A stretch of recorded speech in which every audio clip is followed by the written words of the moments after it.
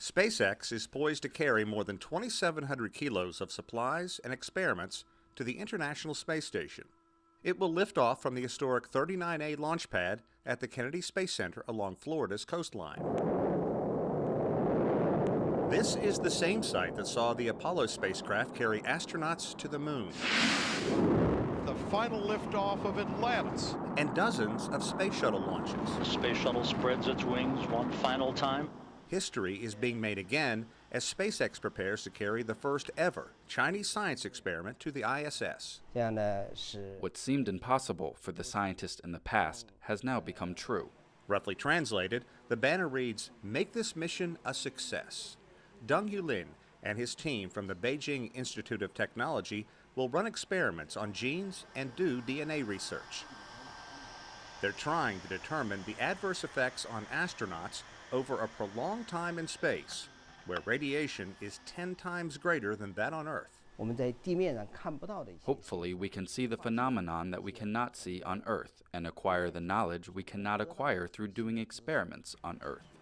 Deng's experiments are traveling to space in large part due to privatization of a big chunk of the U.S. space program. A U.S. federal law prohibits NASA from doing business with China, but the Beijing Institute of Technology contracted with a private U.S. company called NanoRacks, and NanoRacks works with NASA. It's all legal, and the company says it opens the door to more cooperation with China.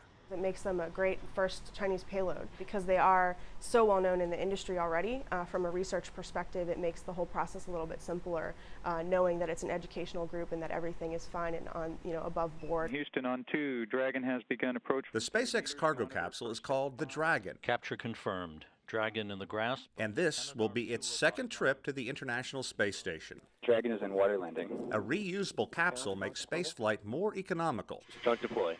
While SpaceX has proven it can also reuse its Falcon 9 booster rockets, right now NASA is not comfortable launching an important payload with a used rocket. We want to be very methodical about it. As you know, SpaceX is certifying the Falcon 9 for multiple flights. We want to take our time and review all those certification results. Despite all the advancements in rocket science, the commercialization, the privatization, at the end of the day, spaceflight can still be held hostage by the weather.